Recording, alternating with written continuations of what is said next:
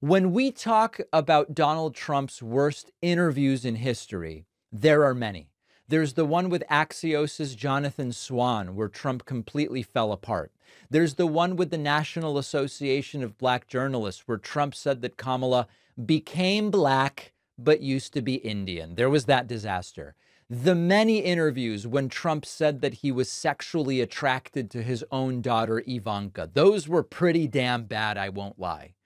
But yesterday's interview at the Economic Club of Chicago might be the absolute worst, not just because of what Donald Trump says, but because of the proximity to the election just days away, and because this interview went so terribly that it has reportedly sent Donald's campaign into a total tailspin. Publicly, they are saying this was the greatest thing ever. Trump showed up and he showed those economists who really knows about tariffs, and he really showed them who's boss.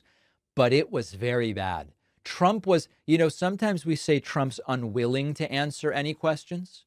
Trump seemed unable to answer any questions. In this clip, he's asked, should Google be broken up? It's a question of monopoly. It's a question of antitrust. And Trump talks about Virginia clearing up voter rolls. And then the interviewer actually says, I'm asking you about Google. What are you talking about, sir? Should Google be broken up? I just haven't gotten over something the Justice Department did yesterday, where Virginia cleaned up its voter rolls and got rid of thousands and thousands of bad votes, and the Justice Department sued them that they should be allowed to put those bad votes and illegal votes back in and let the people vote. So I haven't gotten over that. A lot of people have seen that. They can't even believe it. The question is about Google, President Trump.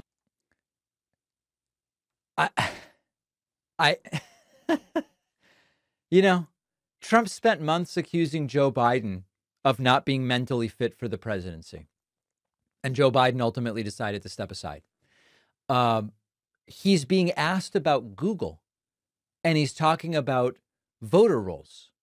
He can't keep it together. He can't do it. There was another point where Trump actually said it's important to be able to finish a point. And the interviewer says, you're swirling wildly. You're not finishing any points. And Trump calls it the weave. This is the new thing where Trump excuses his obvious cognitive limitations by saying he's weaving together different topics into a coherent narrative. You got to be able to finish a thought because it's very important. This is big stuff we're talking about. You can't go that quickly. You've gone from the dollar to So let macro. me just tell you. So I said, no, I'm just telling you basic, it's called the weave. It's all these different things happening. Yeah. So let me just... The audience is laughing at Trump. They're not laughing with Trump because there's nothing funny. He's explaining away his incoherence by saying, because my uncle Donald John Trump, or whatever the guy's name, went to Wharton, we're geniuses in my family, and I can weave things together. It looks like he's doing Qigong when he does it. I weave things together, and it's my brilliance on display. My brilliance on display. At another point, Trump again says, it's the weave. And the interviewer, John Micklethwaite, says, the topic is tariffs, Mr. President. And by the way, and I think it's very important, you can go, I call it the weave. You can call it, you have the weave as long as you end up in the right location at the end. But while we're talking about it, we have never been so close to World War III as we are right now. With what's going on in Ukraine and Russia and the Middle East. Well, let's. I had no wars in the whole world. Think of it. And I talked them out of wars. I talked plenty of countries out of wars.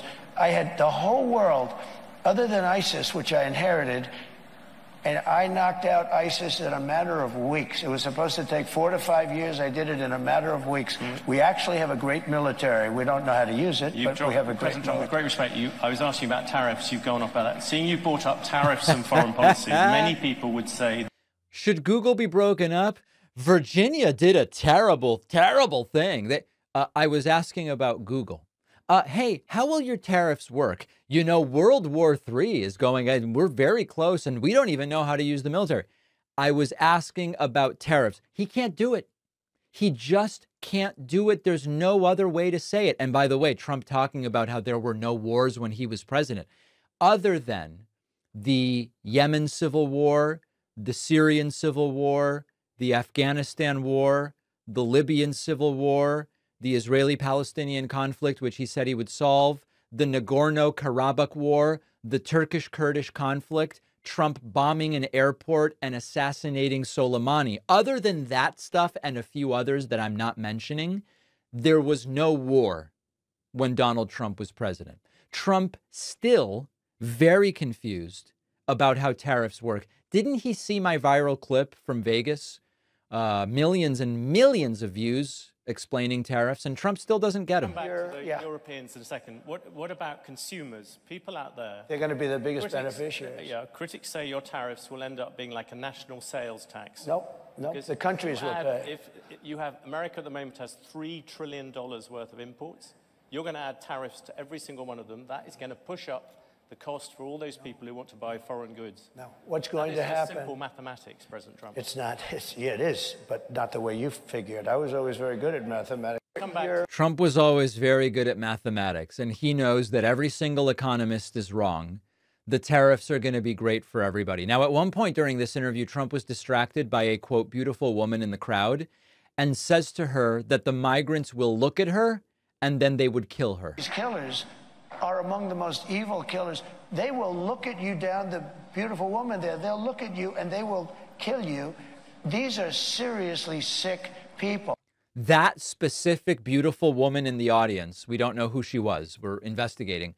She will be killed by migrants if Kamala gets her way.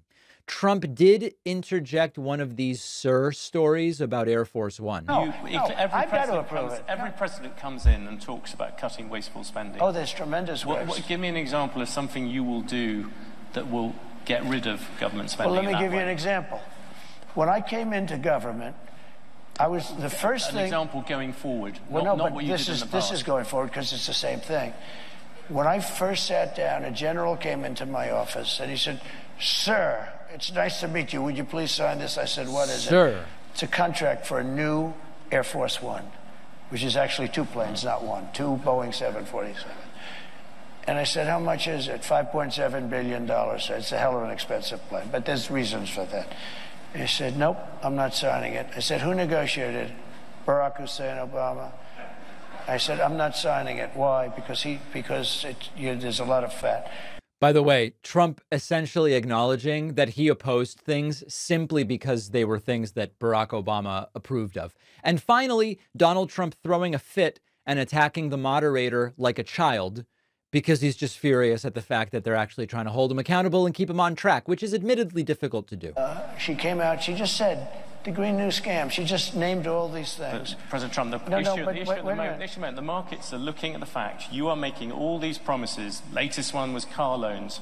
You're flooding the thing with giving giveaways. But we're going to grow. I was actually quite kind to you. I used $7 trillion. The upper estimate is $15 trillion. People like the Wall Street Journal, who's hardly a communist organization, yeah, but you don't know. They have criticized you on this as well. You are running up enormous debts. What does the Wall Street Journal know? I'm meeting with them tomorrow. What does the Wall Street Journal know? They've been wrong about everything. So have you, by the way.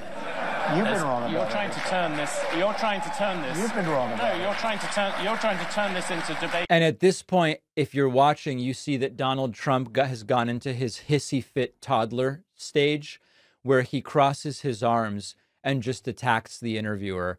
There is no more childish person with this much privilege that we have seen in public life that I can think of. And a humiliating interview. And if you look at the reviews, Laura Ingraham and Sean Hannity and all of these different people, they are just enamored with this. They think this is the best thing that's ever happened. Trump went in there and schooled them and showed them who is boss.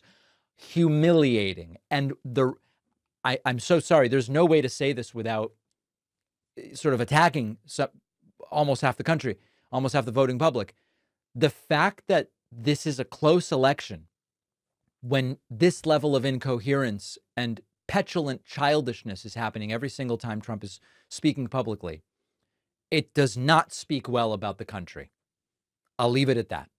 Many of us loved eating breakfast cereals as kids, but now that we're adults, you don't want all the sugar and the carbs, which is why I love our sponsor, Magic Spoon, the nostalgically delicious cereal that tastes just like your favorite sugary cereals from childhood, but without the sugar and packed with protein. Every serving of Magic Spoon cereal has 13 grams of protein, 0 grams of sugar, and 4 net carbs, so you can feel good about what you're eating. The most popular flavors are fruity and cocoa, but there are many more. And if you're already a fan of Magic Spoon, I have big news. Magic Spoon has turned their super popular cereal into high-protein treats that are light, crispy, and crunchy, and taste just like the classic crunchy cereal bars. Magic Spoon treats have become a favorite go-to snack because it's an easy way to get 11 grams of protein on the go. And for the first time ever, Magic Spoon treats are available in grocery stores with delicious flavors like marshmallow and chocolatey peanut butter. Get $5 off your next order at magicspoon.com/Pacman, or look for Magic Spoon in your nearest grocery store. The link is in the description.